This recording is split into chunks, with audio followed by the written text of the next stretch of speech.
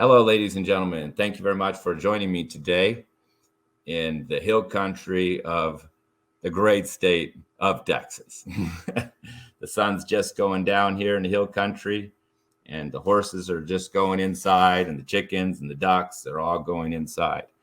And, this is the time of year that allergies are quite prevalent. Here in Texas, we have cedar allergy. We call it cedar fever. It's so bad.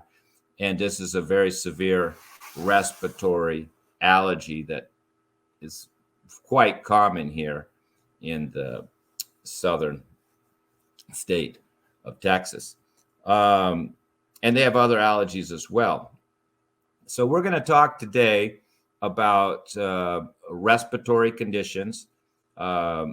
According to Ayurvedic perspective, we're not going to use medical terms. We're going to describe the symptoms and type of respiratory condition. And if you have this condition, then of course, it will, you have to listen to the different type. So we're going to talk about the different types of respiratory condition. Then we're going to talk about some home remedies that you can do to help treat these conditions and better to understand why you even get these conditions. That's a very important point. Why do you get respiratory allergies? Why do you get congestion? Why do you have breathing problems? And we're going to focus a lot on respiratory allergies. We're not going to focus too much on respiratory infection at this point in this particular one, even though that is a respiratory condition. Because it's allergy season, we're going to focus on allergies. And then of course, we'll talk about different herbs that are used to treat these conditions, single herbs. And then we'll talk about different formulas and combinations of herbal remedies that are traditionally used both in Western herbalism and in Indian herbalism. And there are herbs for every health condition under the planet, and herbal formulas, I should say. And so there are herbal remedies for all these conditions. But no remedy can be taken in isolation by itself without looking at the person holistically and what they're eating, their lifestyle, their environment, and of course, in this case, even the air that they're breathing in their home or their office. All of this has to be taken into perspective. And that's why, proper treatment, you need to be looking at your diet, your lifestyle, and in combination, you can take the herbs to do the work, the expectorants, the decongestants, the immune modulators, these type of herbs that will have certain functions that help you to improve your breathing, open your bronchi, or clear the mucus, or fight infection, or make it easier to breathe, or even to heal the lungs. There's all types of herbal remedies for these. But always you have to look at the diet, look at the lifestyle, and there's many factors that are important besides just taking some herb to treat yourself. When you think of, what herb do I take? What formula do I take for this problem? That's kind of allopathic thinking. That's not holistic thinking. True treatment is holistic. That means you have to look at the whole person and their history, and understand their specific condition and the symptoms and the regularity of it, when it comes, when they have the breathing problems, what's triggering it, what's not triggering it, and particularly in case of allergies, is affected inside the person's home, only outside the person's home, only in the spring, only in the fall, all year round. These are very important questions that will determine and help you to diagnose the type of respiratory condition or allergy that you're dealing with. And then the diet does have an impact on all health conditions. So we'll cover this, and we'll give you a more rounded perspective of how respiratory conditions can be treated. So let's break them down first into categories as per Ayurveda, Vata, Pitta, Kapha. So Vata type of respiratory condition, as per the qualities of Vata, are dry and light and, somewhat aggravated by cold. So this would be the type of respiratory condition where there's difficulty breathing. There's not a lot of mucus, dry, hard to get air in. The bronchi are not inflamed, because that's a different condition, and not congested, just restricted. So these people are often using inhalers and having difficulty breathing when they exert themselves or go up steps.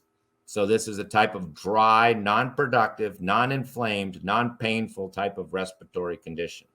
And often accompanies a type of dry cough. So you got a dry cough, like a smoker's cough. Not a mucusy, phlegmy cough, but a dry cough and dry breathing. So that's one category.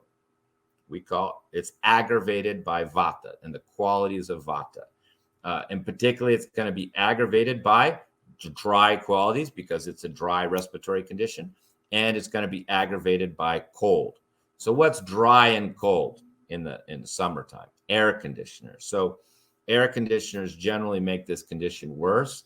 So cold air will make it worse, and dry air will make it worse. So often humidifier will work. Turning off the AC will help, or at least bringing the temperature down so it's not cold, but comfortable. And adding humidity to the room, adding room humidifiers will help this condition. And hydrating yourself more, not just having water, but having even like fruit juices, mango juice, and nourishing juices, soups and stews, and warm foods. In this type of condition, you want absolutely no cold foods at all, no cold drinks at all. And salad is considered cold. So you would not have salads, cold drinks, cold smoothies.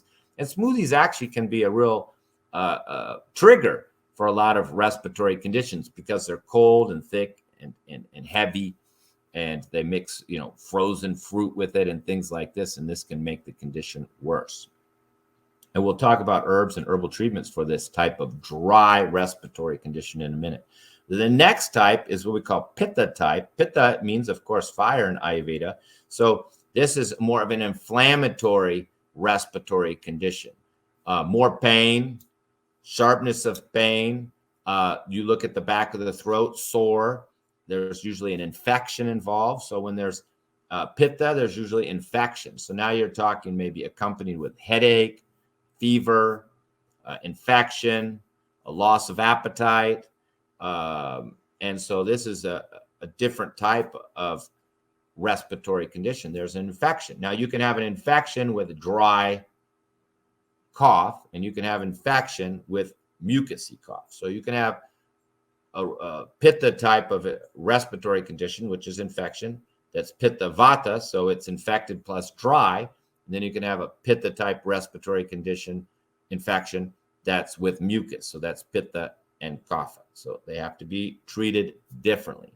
But the home remedies, of course, for a respiratory infection are also very similar to in your common cold. You want to avoid cold. You want to be out of air conditioners. You don't want to be sleeping on your back. You want to be sleeping on your side. You want to get the mucus out. You want to avoid things like dairy, cheese.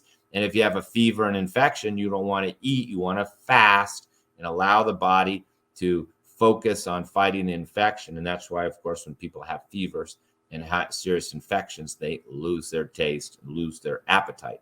And that's because you shouldn't be eating. You should be fasting during this period to help the body to focus on this infection. So that's the second category, respiratory type of infections with pain. And of course, they can be of those two types, with mucus, productive, and without mucus, non-productive. The third type is the Kapha type. And this is, Kapha, of course, is heavy, dense, thick, stable, solid. And so the qualities of a Kapha type of respiratory condition are congestion, mucus, the nasal boxes are clogged. Yeah, you're breathing through your mouth. You're starting to have to snore at night. You can't breathe through your nose. You wake up in the morning and you're blowing out a lot of mucus and phlegm. And during the day, you're sneezing. And there could be a nasal drip as well. There's watery, wet. It's not a dry cough. It's a mucusy, phlegmy, congested cough. And these are can be triggered by infection, or it can also be triggered by allergies. respiratory allergy. So you have to know, are you treating an allergy or are you treating an infection? Both can create mucus and congestion. So let's talk a few more about basic home remedies. If you have mucus and congestion, then you want to avoid all dairy, particularly yogurt, and particularly yogurt at night, and particularly a yogurt in a cold room or a cold night or outside at night. Because when the air is cold and you have yogurt, this creates more mucus. You want to not be in an air conditioner. You want to be in a warm room. Even putting a person in an air conditioner with respiratory congestion or respiratory mucus is just going to make it worse. And you want to give the person only warm food, particularly if you have this congestion and mucus. So hot foods like spices and hot soups and chicken soups and ginger and black pepper. You know, a good home remedy for this mucusy type of infection is you get honey, get a bowl of honey or like a couple tablespoons, and then get some black pepper. I prefer the Indian pipali, which is a little sweeter and a little softer. They call it Indian long pepper. And you get this, but you can use your normal black pepper, but you have to put it in a coffee grinder and grind it to a fine, fine powder. And believe me, when you grind that, you'll start sneezing and your nose will start running, you know, right away, just grinding up this pepper. You'll start sneezing right away. But you just take maybe for about 1 or 2 tablespoons of honey, put about a half a teaspoon of black pepper in it and mix it up. And if you can get this honey a little warm, you can't cook honey because if you heat it up, then you destroy all of its bacterial antiviral qualities. You can never boil or heat honey. You should never pour honey in boiling water or pour boiling water in honey. It kills it. In fact, in India, you see they always, when you ask for honey lemon tea, they bring you the honey on the side because they know that they have to let the tea cool down and then you put in the honey. So you never pour honey in boiling water or you kill its healthy bacteria. But you can warm it up so it's a little liquid and then put in some of this very fine black pepper and stir it all in together. And then you have this honey with this pepper in it. And then you start taking spoons of that until your eyes start watering. I mean, it clears you right up. You take the spoon of this honey and, you know, it starts clearing you right up. And you can take little spoons. If you're a child, you take a smaller spoon. If you're an adult, you can take a bigger spoon. You can take these little doses throughout the day. This is a very nice home remedy. Of course, steam is very important. Many people who have a lot of mucus and congestion know that if they, you know, boil some hot water or just go in a shower and breathe in this hot water, it's very effective. It's even more effective if you can put some herbs in the hot water. Even you just put in ginger, black pepper in the hot water and put a towel over your head and boil this water. Don't make sure it's not splashing up on you. So you boil it first and then just simmer it and put a towel over your head and then cover it and then breathe in the steam of this hot water with black pepper and ginger, and you can put clove in there. Almost any hot spice will help. Now, of course, the best is eucalyptus. So if you can get eucalyptus essential oil and put it a little bit in a big pot of water, bring it to a boil, and then just inhale that, that will help you. Also, to kill infection in the room, you can burn certain types of herbs in the room, like sage, like the American Indians did. So if somebody comes to my clinic and they have a cold or a flu, then I like to light up some sage and burn it in the room right in the on the desk. So this disinfects the air. And after you've cleared the mucus from your respiratory system, you can also inhale this hot burning sage, and this will help dry out your mucosa membranes and in your respiratory system.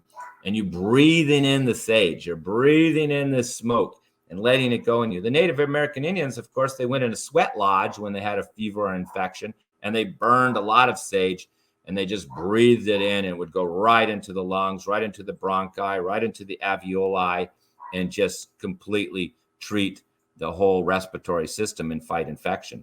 And, you know, many people drink even sage tea when they have a cold. So in India, they use Tulsi tea is probably one of the best teas for cold and respiratory conditions.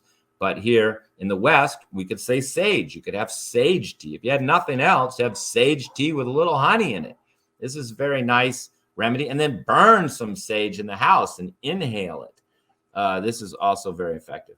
And eucalyptus is really the best for breaking up mucus and congestion.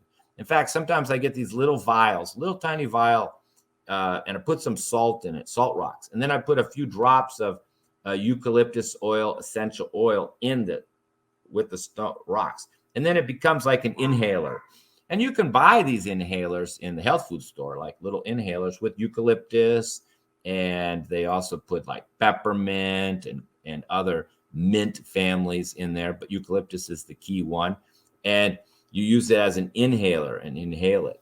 So, of course, you can also get good cough syrups, that use elderberry bark, and other herbs are very effective for soothing a dry cough. So I would encourage you to go to a health food store if you have any type of respiratory condition that involves mucus and get an inhaler.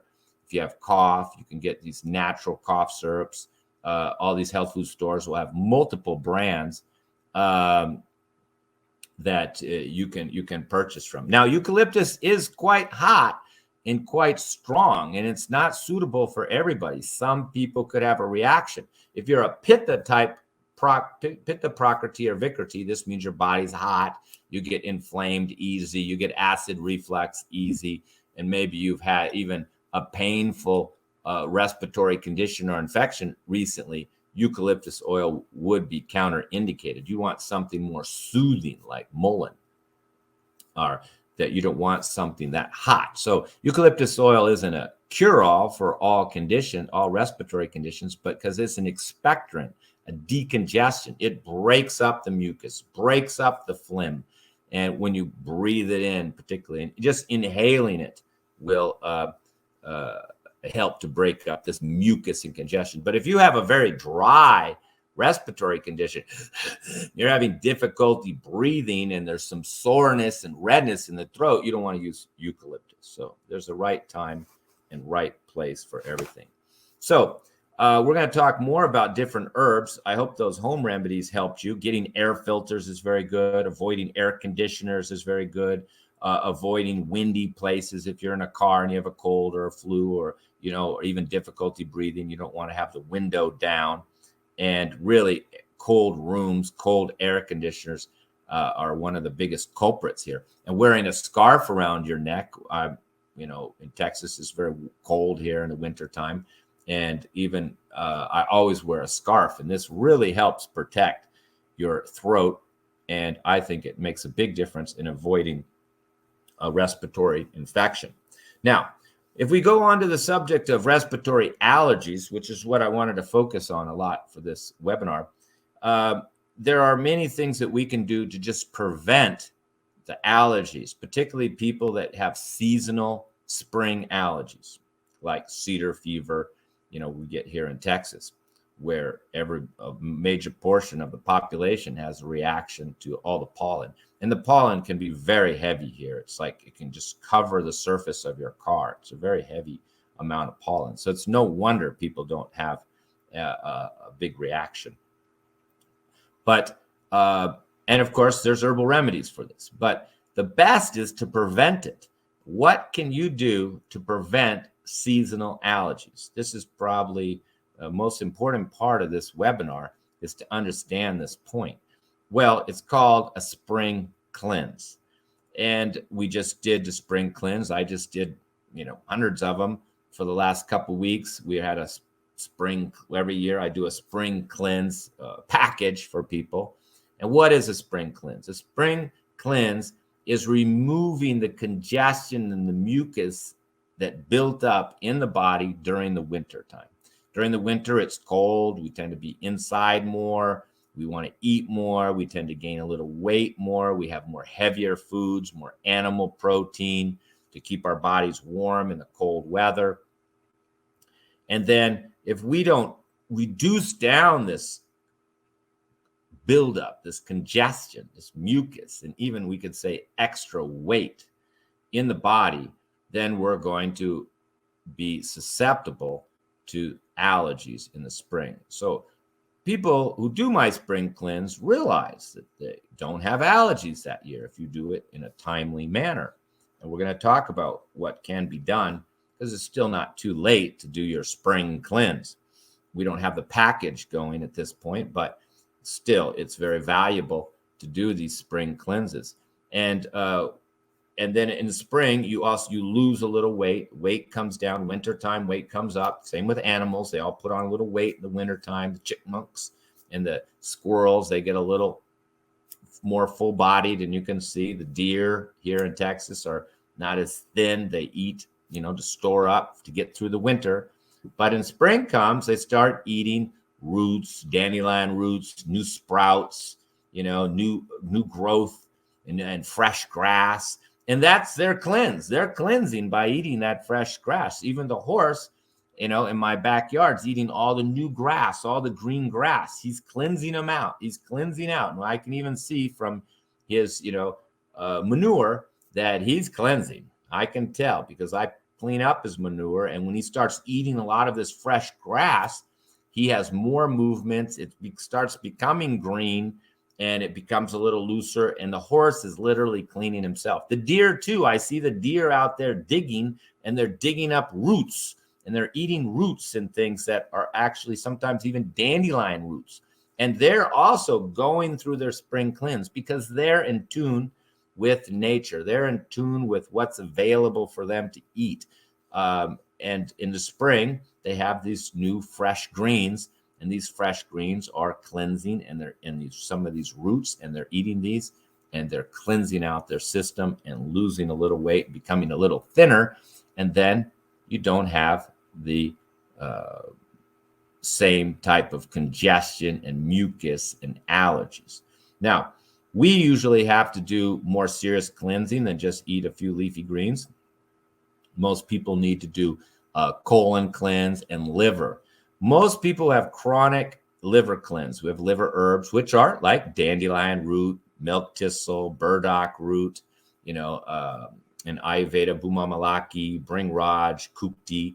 So in Chinese, they have different herbs. They also use dandelion. All three traditions use dandelion for the liver. Dandelion is one of the best things you could use. If you only had one herb to treat your liver, it'd be dandelion. And you can make a dandelion tea and drink it for prior to, allergy season and cleanse your liver. Stubborn allergy conditions usually require a liver cleanse as well. Of course, we have herbs for different allergy issues, whether it's a dry allergy, whether it's a mucus allergy, whether it's infection.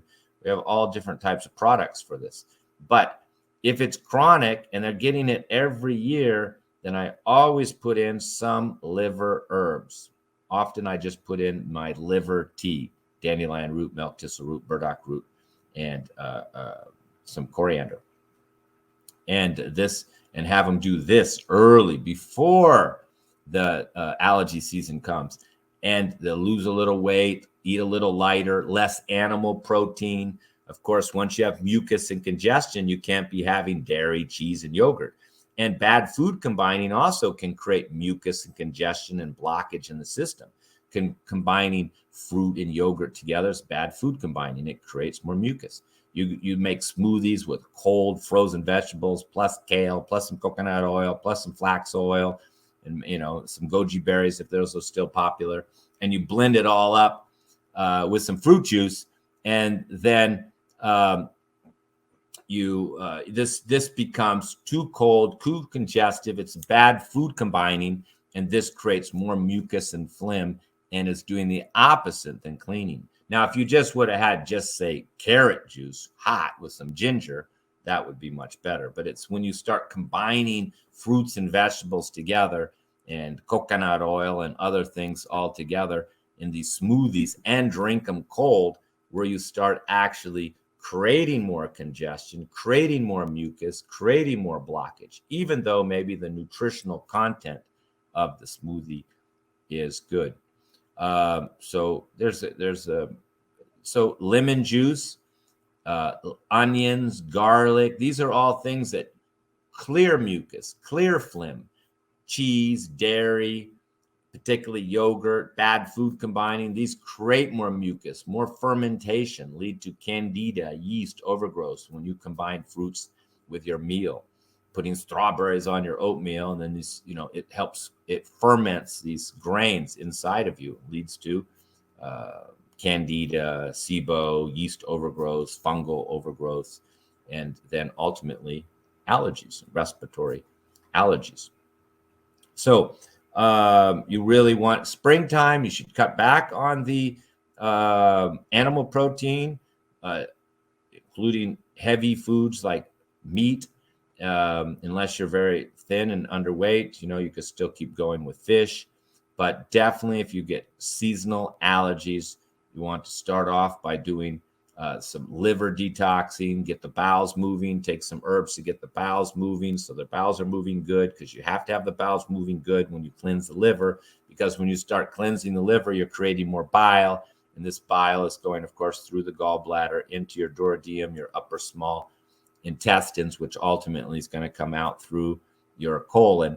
And if you're constipated, then you're not even getting these toxins out. They're remaining in your intestinal lining, and you can have what's called autotoxicity, where these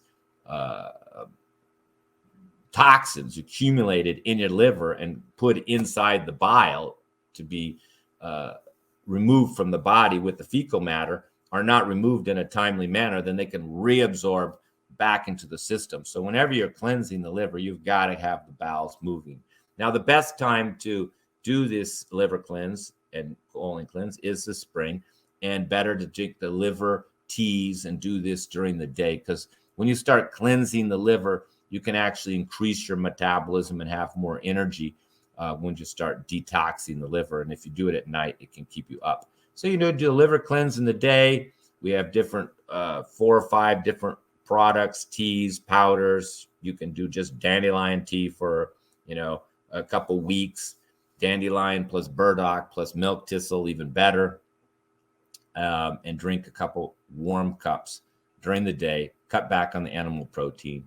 Take some herbs or even a teaspoon of castor oil every night to cleanse the colon, cleanse the liver, get the system going, eat lighter, lose a little weight, get rid of all mucus, and you may totally avoid your respiratory allergy for that season if you got the timing down.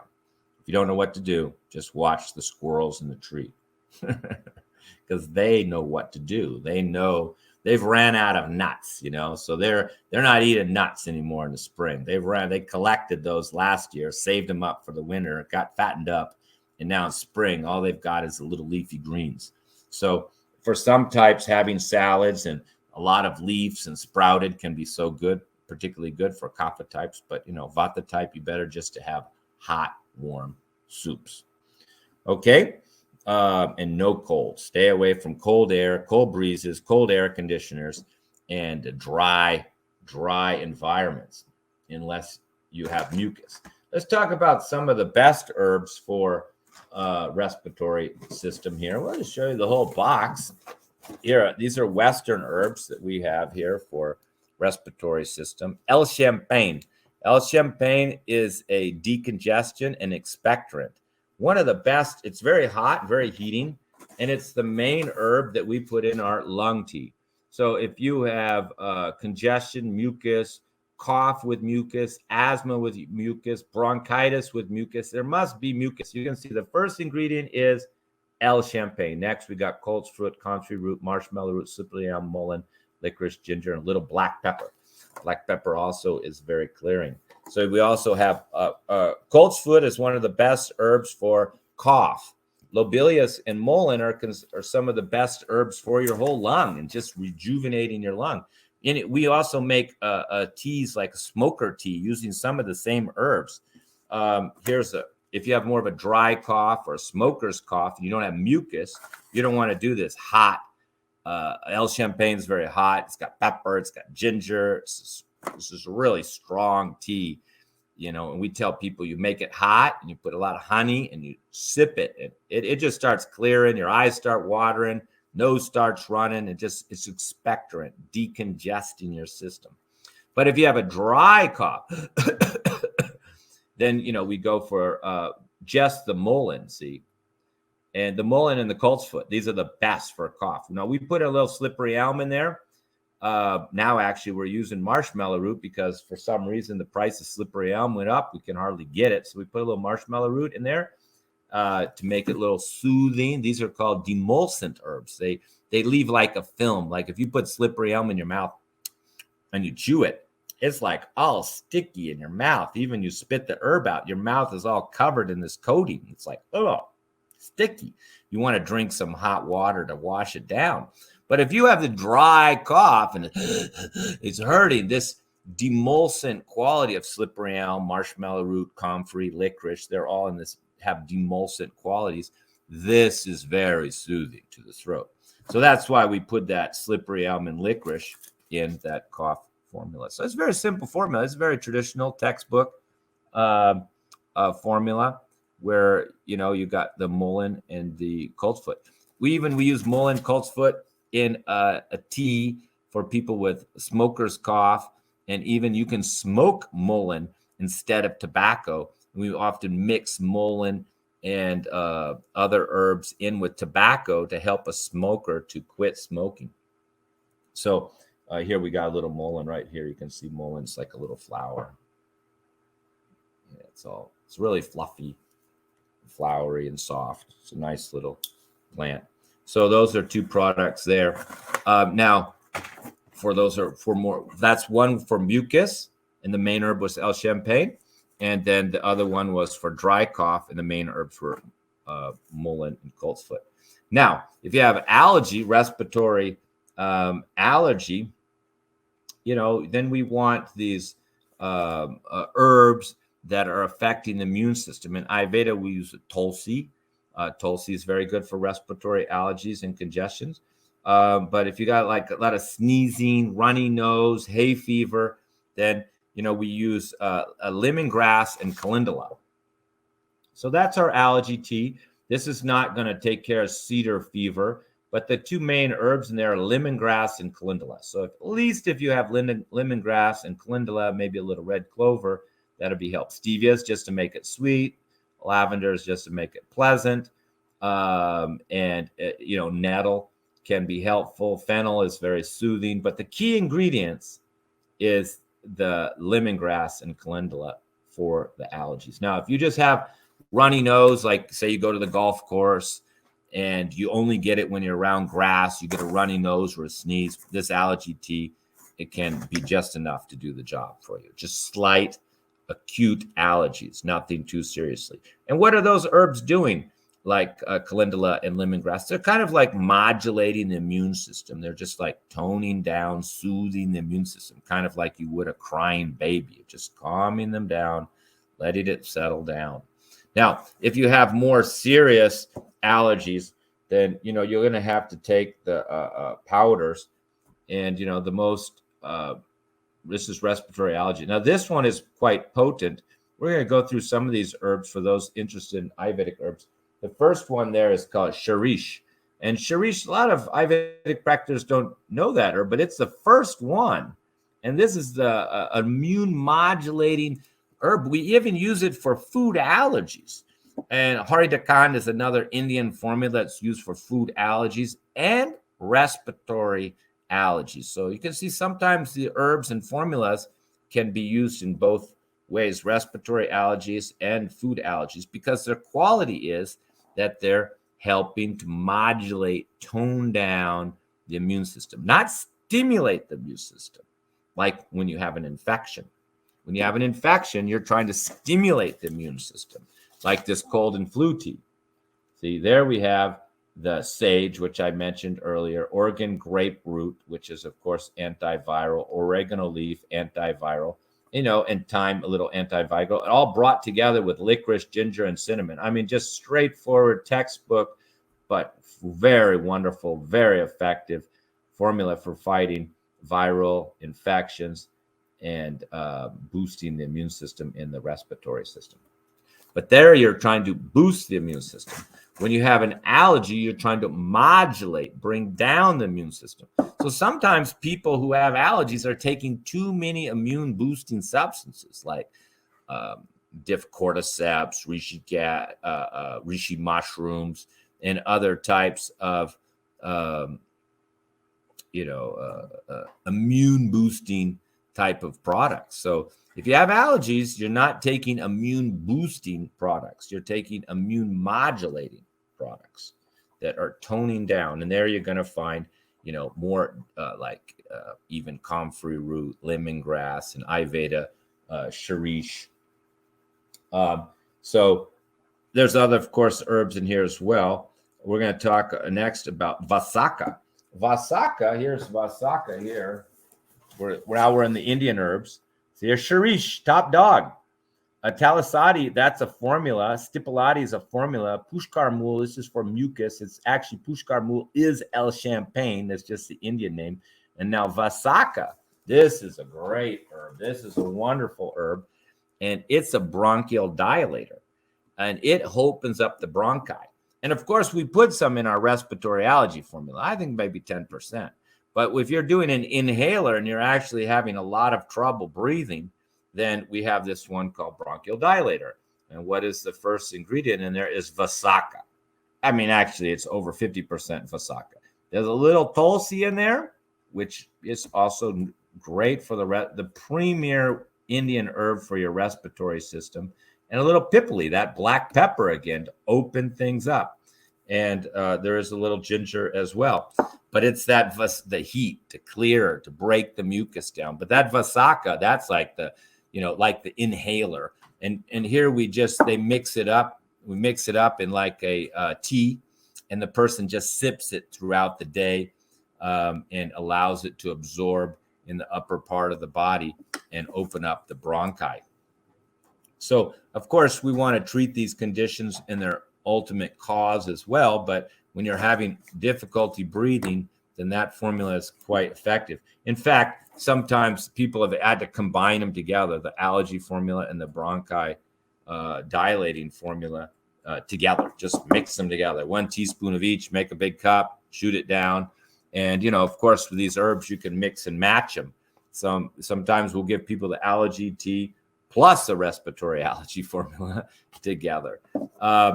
And let them just take them together. Or if they got a lot of mucus and phlegm, we give them the respiratory allergy, and we tell them to put it in the lung tea if there's a lot of mucus and congestion. So, you can mix and match these, but ultimately you're going home with, 20, 30 herbs all together. You're just mixing them together. Now, we have 2 types of other respiratory products here. This is respiratory tonic productive. And this one is productive with mucus. This is also for snoring, breathing through the mouth, productive cough, bronchitis with mucus. And this is using the very famous Indian formula.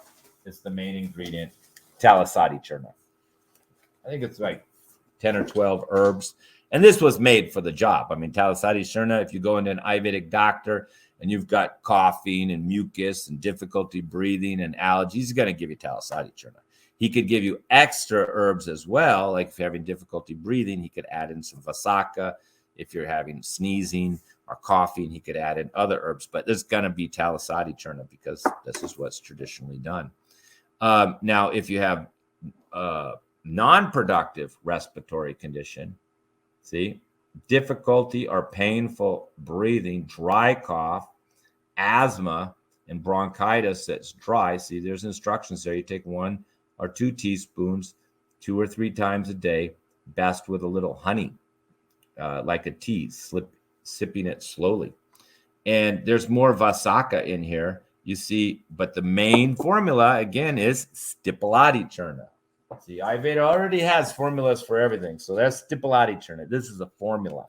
So this jar is basically based on this formula. It's just we added a little Vasaka, the bronchial dilator. We added a little bit more Tulsi because Tulsi is just good for the whole respiratory system. And we put a little licorice in there too. And another herb called Kantakari. Kantakari is for coughing. So if somebody has a really bad cough, Kantakari is the best Indian herb for coughing. So if somebody has a really bad cough, we may open up the jar, put some extra Kantakari in it, mix it up, and give it to them to help with the cough. So they say, oh, it's working good for my allergies, but I'm still coughing. Then the next time they take the product, we'll add more Kantakari to it. Same if they have more, that it's working, but there's a little mucus, we may add one of these herbs to it. If they're having difficulty, that's like their allergies better, but they're still having a little difficulty breathing, then we could add more of Asaka to the same formula. So you can always change and adjust the formula based on the feedback from the patient. So the best combination is to treat these conditions is, we'll review here, wind it up, is you prevent it. Spring cleanse the colon, cleanse the liver, take some liver herbs, lose some weight, cut back on the heavy fat, cleanse the body out. That's the best way to avoid these respiratory conditions, first of all. And then second is avoid the mucus forming products or foods like dairy, cheese, and bad food combining. Avoid all cold foods, cold drinks, cold rooms, cold air conditioners, and the cold showers, anything cold. Keep it warm, and use more spices and hot foods in your cooking, like even using ginger, black pepper, garlic to keep the warm, keep the mucus from building up and keeping it clear. And then on top of that, take the herbal remedy. And the combination is, that's a truly holistic treatment, because we change the diet, we change their lifestyle a little bit. They're turning down the AC. They did the cleanse before, so that already helped clean out the liver and help a lot. Sometimes I get people late into the year with respiratory problems, and we give them the herbs, but they just have to take a lot of the herbs to get through the season. So by the next year, I tell them, look, do the spring detox first. So they do the spring detox in March, or even earlier, February, and they cleanse out, they do the cleanse. And then when respiratory season comes, they may still prefer the herb and need the herb a little bit to get through that season, but not so much like before. That's what I've seen. And of course, my clients that have gone many years with me and done many detoxes, and we're just not allowing the existing clients to, not cleanse in the spring. Just about everybody who contacts me in, February, March, April, we're trying to cleanse and detox and get this mucus and congestion and extra weight off the body. People who do this a few years in a row, their allergies just disappear. So that's very important, to do these regular cleanse and change the diet with the season. And then, the herbs, of course, can be very effective, very quick, and give you fast results and allow you to go about living your life. And I know some people hadn't changed their life, didn't even change their diet, but they just had to take a lot more of the herbal product to get by. So I hope that helped you better understand, that these respiratory conditions are fully treatable. I mean, in fact, some of these formulas, Italicati Churna, Stipulati Churna, these are all existing formulas used in India, and there's many more. We have other ones too that are used just for nasal drip, runny nose, other types of formulas. So, humans have had respiratory problems and allergies since the beginning of time. So we've had thousands of years to work on the herbs, understand the herbs, make the formulas.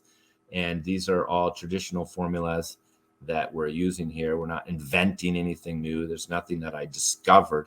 I'm just following traditional Ayurvedic practices, and even my Western formulas are very traditional.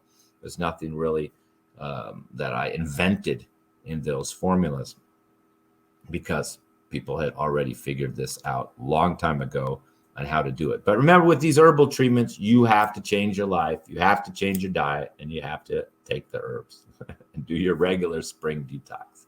So I hope that helped you out. Hope that gives you hope in improving your respiratory health and avoiding respiratory conditions in the next year. And if you still need assistance after trying all these home remedies and your own spring detox, and feel free to contact me. I'm happy to help you to improve your respiratory condition and not have any more allergies. Thank you very much, ladies and gentlemen.